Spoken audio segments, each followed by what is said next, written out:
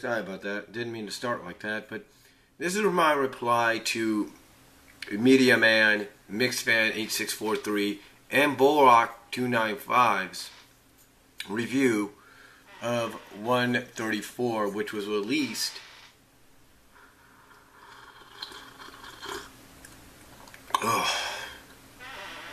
back in March of 2004, so almost 10 years ago. Wow. As the old saying goes, what a difference, huh? What a difference a year makes, or in this case, what a difference almost a decade makes. And you might kind of get a crack out of his reaction to it right there.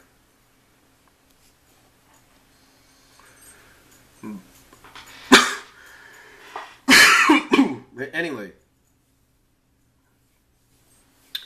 you know, Media Man, I read Media Man, Vorhak. I read what you guys had to say in this review, and quite honestly, I did my own review on it back in 2004, I believe, and I think I may have done one similar, I'm not sure. But I do have to agree that this is probably one of these, I don't even know how to look at this. I mean, technically, this to me is probably the worst thing, honestly, that any writers could have been given. Now, I do understand somewhere that I think Carl said that he just didn't like the whole Sonic Sally situation or something, or I don't know. He said something about the reason as to why he did it. Ooh, hot tea going down the throat. Helps out a lot. Anyway, he mentioned something about why he did it. I don't know what the reason was. You might want to look that up yourself. But apparently he felt, you know, I'm guessing he felt that it wasn't necessary for those two to be together or something. And I don't really know. I don't really know. But to me, you know, I do agree it wasn't really necessary. I mean, you could have easily had a scene where they talked it out normally, where Sonic could have said, look, you know, this is kind of unexpected, you know, you asking me to stand by your side, and I can understand you have all these, you have the Chaotix, you have the rest of the team, you have these upcoming Metal Sonic Troopers, whatever you want to call them. You know, I understand that. You know, you could have easily had a scene where he just talked with her and said, look, I understand that, and I know you don't want me to, you know, be, you know, sitting there and getting, you know, going out there, I should say, and getting injured again, potentially fatally.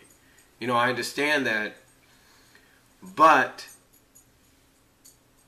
and you could have had Sonic be honest. You could have had Sonic be honest, being like, but I'm the only one that Eggman's Robotnik, you know, hates enough.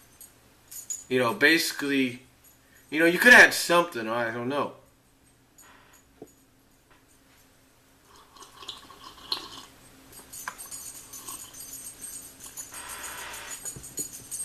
That's better. Now, again, you know, like Vorhak295's says, and I'm sure I'm not the only one besides him that plays devil's advocate here, but if you take a look at it from a storyline perspective, you know, mentally, you know, physically and mentally, she thought Sonic was dead. So, to have him come back the way he did, it's, you know, mentally, it's going to mess with your brain, you know. So, but yeah, you know, again though, you could have easily, had some kind of a talk, if you will, you know, between them that was more sensible, more understanding. Like, look, you know, I get you want me to stand by your side. I get we have all these other resources, if you will, but I'm the only one Eggman's going to target. You know, it doesn't matter if you send out the rest of the team. It doesn't matter if you send out the Chaotix. the Metal Sonic Troopers. Eggman's always going to find a way around them and try to get to me. And, you could have had him say, look, I'm also the only one that so far, when it comes to facing Eggman, has beaten him. I'm the only one that frustrates him. So, again, though, besides that, playing devil's advocate and, admitting that they could have had something similar like that, to me, again, it all goes back from what I understand that Carl Bowler's, there was a reason he said that he did this. And, I will give Ken Penders, believe it or not, and even Ian Flynn credit for coming out after this and saying, you know what, doesn't make sense. There's no reason for this to happen. I mean, even Ken Penders, I think, was surprised that Carl Bowler wrote this story, that went in this direction. You know what I'm saying? And I think he mentions it somewhere.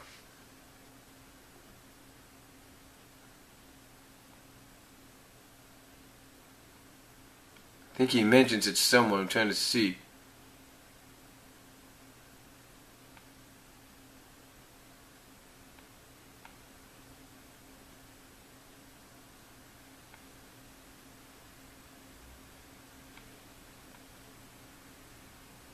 Okay, here it is. One of the other things that Carl Bowler did with this issue is also kind of introduce the breakup of Bunny and Antoine. Now, again, this was another thing I think he brought up because I just got reminded of it here. But another thing he brought up was he wanted to have Antoine become like, really dark and gritty and all that. But Ken Pender said, you know what, no, I'm not going to do that. That's not going to happen. I've worked too hard. Well, basically, we've worked too hard to get those two together. We want to change Antoine's character a bit to where he's more braver and everything. Yes, that's what we want to do. But we don't want to put it to the point or do it to the extreme that he dumps his girlfriend and says, no, I don't need a relationship anymore, and becomes the Dark Knight, the Batman, the Frank Miller Batman, if you will, of the game.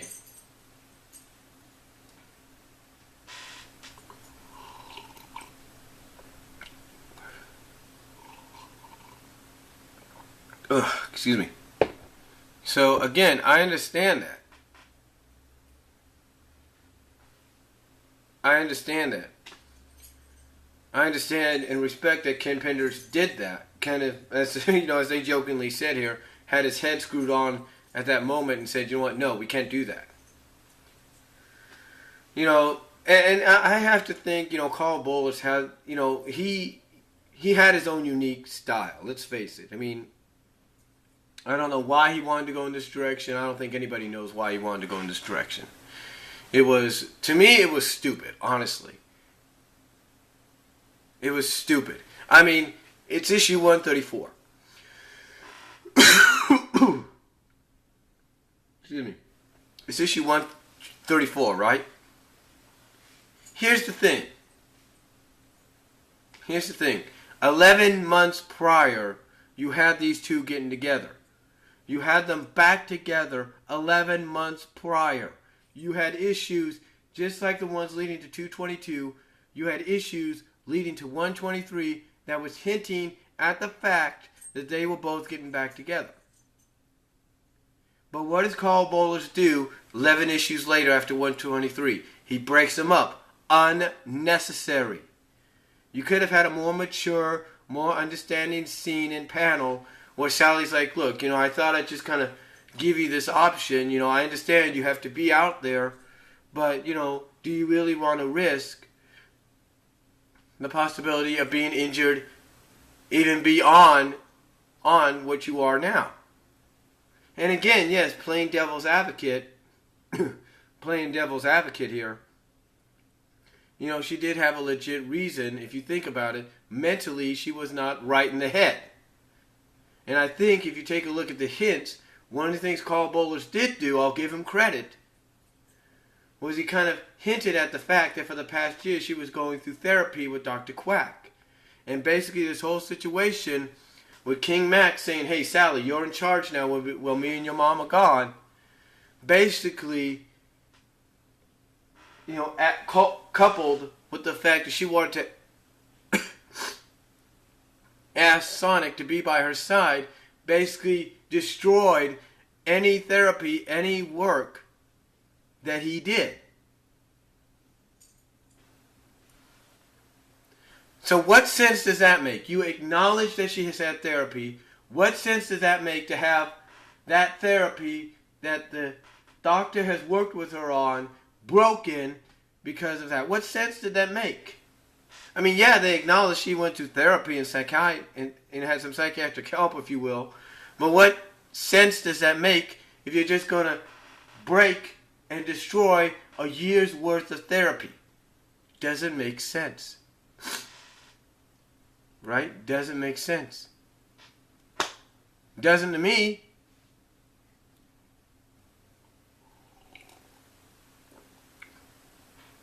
You know, it doesn't to me, but you know, I wasn't the writer at the time, if you will.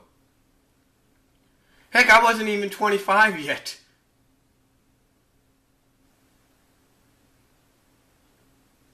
You know, and again, you know, he called Bowlers, he gave a reason as to why he did it. And you may agree it's a stupid reason, you know. And you know, it's and you know, I mean, I really don't know what he was thinking. I mean, you go on a site like here on DeviantArt, if you will, this site, this DeviantArt site, if you will. You go on DeviantArt here, you go on other sites, excuse me, like DeviantArt,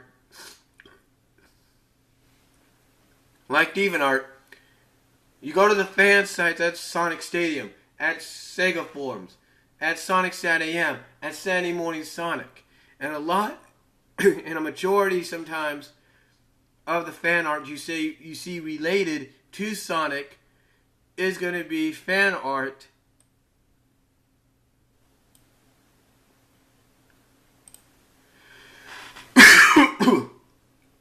hold on.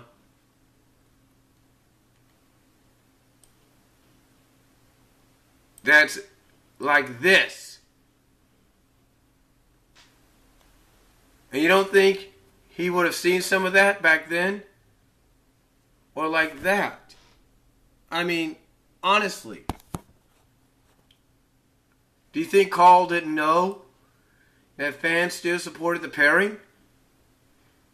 I mean, it's like if you broke up Peter Parker and Mary Jane, or Superman, or Clark Kent and Lois Lane without a reason, without a legit reason. And usually when they did that, when they would break them up, they had a reason. Okay. I know people are going to say, well, one more day was not a reason, was not a legit reason. Okay, fine, I agree with that, but still. Everything else had a legit reason. You get what I'm saying? They all had a legit reason.